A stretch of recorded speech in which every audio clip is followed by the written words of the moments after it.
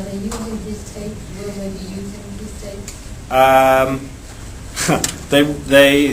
They may well be, but there's been a bit of a controversy about that because they tried to use the tapes. They wanted the tapes earlier in the year from us after it was first shown in America, where it was shown at the Sundance Film Festival, and it got a lot of newspaper and internet coverage because it won a prize there. And so they wanted to use the film. But Sambath believed very strongly, and I with him, because we made the film together. I was with him for the last 3 years. We believe very strongly that because he'd been working, saying he's not from the court, so it wasn't really possible to give the thing to the court as evidence to be used directly by the court. But the reality, and they tried to subpoena the film. They even sent somebody to Oxford, which is where I live in England, to try to get the tape. But we decided that we would try to resist it, and in the end they stopped. And the result of it is good, because from our point of view, because actually even more Khmer Rouge leaders who have not yet been arrested are now talking to us. So we have, and what you've seen there is only 1.5 hours out of 160 hours of video and 1,000 hours of just sound tapes. So there's a lot more stuff that we need to put out and need to also gather from other Khmer Rouge leaders. And if Sambath was seen as an officer of the court or an agent of the court in any kind of way, obviously nothing else would come out from that. But the court will use the film because by the time the trial starts, it will even have been on, a version of this film will be on PBS television in somewhere between June and September next year. And the court will only just have started then. So they will use the film because it's in the public domain. But it's different from it being in the public domain to us actually physically handing it over and being a kind of working with the court. That then puts us into a difficult situation. Question? Any other? Oh, sorry, yeah. Yes, according to the film, and I heard Nuon Chea say that the killing relate to Vietnam and USA. What do you think about it? Well, I mean, Nuon Chea is giving a sort of a clever answer there, because he is talking about before 1975, obviously American bombing killed many, many people. Then what he says is that he killed people, he and Pol Pot killed people who were traitors to Cambodia. So he doesn't consider them as Cambodians. That's his position. He made that a little bit clear in his interview.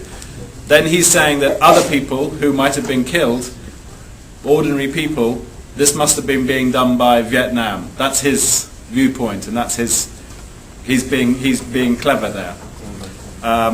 But the details of this kind of political conflict is going to be the subject of the second film that we're making, which will come out later next year, because we weren't really able to go into the politics in this story. We just wanted to show the original, the basic kind of work that Sambath had done, and the killers, the Khmer Rouge killers, actually talking and confessing in the way that they do. This is all of something new. So the kind of the complexity of the politics will come in this next film, because there's many, as you can imagine, in hundreds of hours, and you can imagine Nuon Chea and the other people that we've interviewed. There are many other people who are not in this film. They have much to say, and so I hope that are very confident that will explain in quite some detail the political kind of conflict that led to the killing fields. Okay, one more. That for yourself. You've been in Cambodia? Yeah, I filmed all of that, except for the little bits with Sambath talking to Nuon Chea. Oh, good. Oh, okay. Thank you. Okay. Yes. How did you come to be involved in the project? Well, I went to Cambodia in 2006 with a plan to make my own film about the Khmer Rouge trial. I used to work for BBC, making a lot of films in Asia and so on and so forth, and I had an interest in it. And I went there and I met Sambath, was my fixer, my researcher. A bit like the Killing Fields movie, you know, the sort of Western journalist goes and hooks up with the local. But then I kind of realised that the only person that really needed to be filmed or talked to was this guy Nuon Chea. The other leaders were not really very informative. and were perhaps not even that involved in the real decisions relating to the killing fields. And Nuon Chea wouldn't really talk to me when Sambath and I went to see him. He didn't really say very much. In fact, last night we were here with Pin Sisovan, who also his family lives here in Lowell, and he had come with us on the first trip. And we all remembered that actually Nuon Chea said nothing. It was as if he'd never been talking to Sambath. But actually, just before I'd met Sambath, which was September 2006, he had already, just by then, started to videotape his interviews with Nuon Chea. So he'd gradually moved over the 7 years before I met him from talking, then beginning to take a few notes, then to recording the sound. And he was recording the sound because he wanted people to really believe that this man was talking to him in this way. And then he was videotaping it because he was also trying to prove that, at any point Nuon Chea could die and he would be left with possibly nothing. No one would believe him. So he was trying to prove it. So that's how and then we basically, I realized that I couldn't do the film that I was planning to do. I hadn't, and actually Sambath was already doing this project, so we decided, but he wasn't planning to make a film particularly, so I said, well, why don't we work together and we just pool our different skills, and so that's what we did. We made it 50-50 for 3 years, sort of jointly doing our different things. But everything that we filmed together and we investigated over those 3 years was very much a joint project all the way through to when we finished, which was about a year ago. And he's been very involved in promoting the film in this year and travelling around. It's just a shame he couldn't be here this time. Any other questions? According to Nuon Chea, Yeah. saying that trying to blame on the Vietnamese and U.S., you think that Vietnamese just liberate Cambodia or just invade Cambodia? So did the Vietnam liberate Cambodia or invade Cambodia? Well, I think that's a very big question and a very difficult question, and I think that what will come out from, the film that we've made is we're not really trying to say what we think, because this is new material. People like this have not spoken before. It's important for anybody watching it, reading it, getting to know this material, that they make their own view. I think what will come out in the second film will be that Vietnam's connection to and the Vietnamese Communist Party's connection to the Cambodian Communist Party, the Khmer Rouge, is so deep and complicated that it's hard to say that it's just a simple liberation in 1979. But I think we will have much more to talk about when we've done the other film. Yes? Has the process of making this film proved cathartic at all For Sambath? Right. I think the process of it has been cathartic. I think, to be honest, he hasn't stopped. Although when we finished the film, we thought that it was going to be an end to it. So that's why he's sort of started the farming and all this kind of stuff, which he is doing. And he thought that it would be, hang your boots up and finish doing the research. But actually, it's kept going because there is much more to do. But I think that I think that he feels certainly better with himself, because for many years, for so many years, he worked completely on his own. Even his family, his wife didn't know what he was doing. He just felt that he was carrying the whole burden of the world on his shoulders. And I think to have finished the film and then to have such a great response, which there has been so far all over the world, has been, a good thing, a really good thing for him. But I don't think it's, perhaps he's still got quite a long way to go with his emotions in terms of trying to really feel that he's reached an end of healing of some sort, if that's possible, of course, after such a thing. Yeah. Congratulations to both of you on a job well done. I'm really curious about the Nuon Chea and the other killers that were interviewed. Were they living in relative anonymity? And sort of how it boggles the mind, really. The lower level people were living in anonymity. The woman who appears in the shadow, she's actually she is in shadow because she would be arrested by the court. No question. They would want her for the case, the third or the fourth case. They call it the future cases. She is the sort of leader of the town council where she lives, which is quite a big town, and she's in the ruling party now, the Cambodian People's Party. So she's a fairly powerful person. It's quite a remote area where she lives, but it's a reasonably big town of about maybe 20,000 people or so. It's not a small village at all. So she's not living in anonymity, but her past is anonymous, shall we say. And then the people like Kun and Sun, I mean, the people that you see in this film are just a fragment of all the different people that were filmed by Sambath, and filmed by me and Sambath, and then there are many more people that he met, probably about 100 these kind of killers that he got to know in different places. And by and large, yeah, they live with the people around them, immediately around them, not knowing. And certainly even their own families don't know. And with the lady that we call Sister M, it's not her real name, even her husband doesn't know her history. In fact, when we were filming that scene, when our husband kept coming out onto the porch, she stopped talking and everything kind of went quiet, and then he'd go back into the house, and so then she'd start talking again. So that's the case with all of them. Their spouses and their children don't know their career. So how will this change for them? Well, we'll see. I mean, they're all happy to this process of working with Sambath and putting this stuff into the public domain is something that they were all very, very happy to do, because they don't feel good about what happened.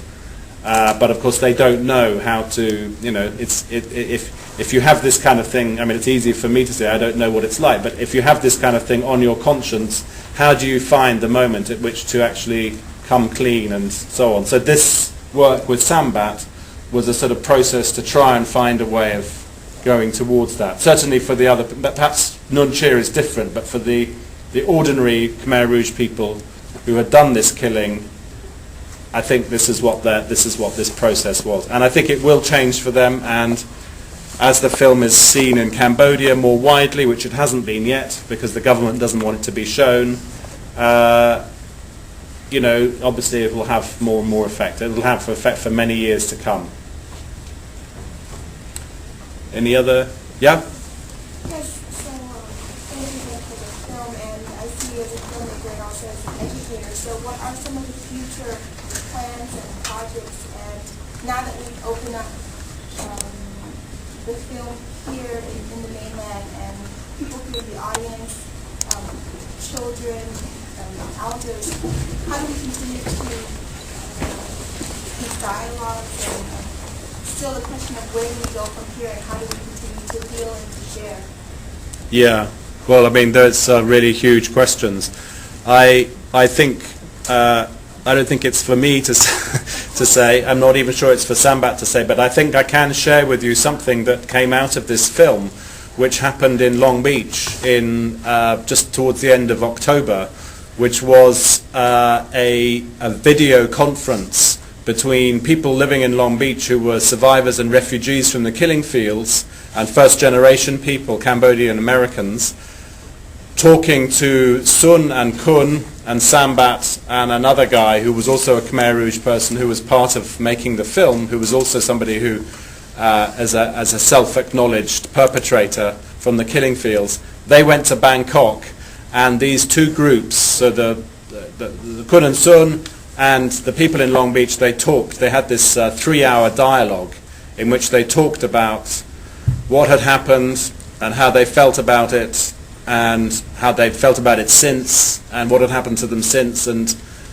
they didn't have a plan for where to go forward. And the people the people who worked on the conference, it was kind of came out of our film. So we organized it, but we kind of worked on it with groups and university people in Long Beach. And they are, at the moment, sort of following up, because this was only a couple of weeks ago, to see what people feel. And I think very soon there will be a newspaper. The Los Angeles Times has done a large report, a 3,000-word report on this whole event. And at that point, quite a bit of it will be able to be made public after that story comes out in the next few days. and then I think everybody should have some ideas about what to do. And certainly this film will use, I know that the film here is going to be used, they want to use it in the schools. The Palachir has been involved, and some other organisations have been involved in sort of working how to use it in schools. But I think any creative ideas, any ideas that can take people towards a better place, and if reconciliation is at all possible, that would be, I think really important. And if that can happen ultimately in Cambodia as well as outside Cambodia, then safely for people, then I think that would be, a really a great way to go forward from this work of Sambath and from this film. Yeah. What kind of Sorry, I was just the person behind. Has Sambath seen Claude Lanzmann's Shoah? I have, but he hasn't. No, Sambath. When we showed the film first time in Amsterdam, that was the first in the world documentary there. It was the first time he'd been in the cinema. He's not a big cinema guy, so he hadn't seen Shoah, but I have. Well, in fact, I watched Shoah quite a lot when we were making the film. So did it influence this film? Well, I think if you watch a film while you're making it, yeah, I suppose it related to the idea that the place, being in places now where things had happened that were bad 30 years ago, which is what happens a bit in Shoah, was a sort of an influence of some sort, I think. Yeah. Yes, at the back, yeah. I'd like to thank you for breaking the heart pounding behind it. I just Thank you. want to know any plan for the safety of the character in Cambodia. And I guess you've been there for many years, you know how the safety, human rights issue. Sure. What is the plan? Well, you mean the plan for the Khmer Rouge people who've talked, like Kun and Sun, yeah? And also... Yeah. Sambath? Yeah. And Sambath? Well, Nunchia.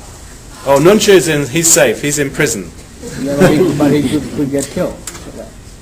I don't know if he'll be killed in prison. You mean slip on a bar of soap or something? I don't know whether he will. Because it happened a few times already. Maybe he will if the trial starts up.